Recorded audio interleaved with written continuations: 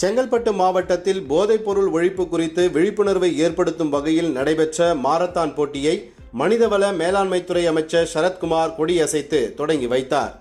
தமிழகத்தில் போதைப்பொருள் புழக்கத்தை தடுக்கும் நோக்கில் போதையில்லா தமிழகம் என்ற விழிப்புணர்வு மாரத்தான் நிகழ்ச்சி செங்கல்பட்டு மாவட்ட விளையாட்டு மைய வளாகத்தில் நடைபெற்றது. இளைஞர் நலன் மற்றும் விளையாட்டு மேம்பாட்டுத்துறை சார்பில் நடைபெற்ற இந்த மாரத்தான் போட்டியில் 5 வயது முதல் 15 வயது வரை உள்ள சிறுவர்கள் மற்றும் மாணவர்கள் என 500க்கும் மேற்பட்டோர் உற்சாகமாக பங்கேற்றனர்.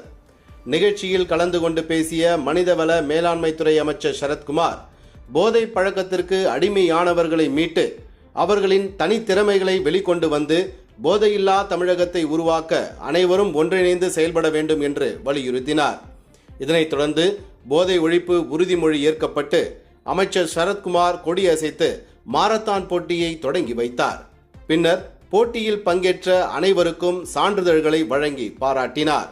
இந்நிகழ்ச்சியில் செங்கல்பட்டு மாவட்ட ஆட்சியர் வீரப்பன், செங்கல்பட்டு சட்டமன்ற உறுப்பினர் தியாகராஜன், செங்கல்பட்டு மாவட்ட காவல் கண்காணிப்பாளர் ஐமன் ஜமால் உள்ளிட்ட அரசு அதிகாரிகள் மற்றும் பொதுமக்கள் கலந்து கொண்டனர்.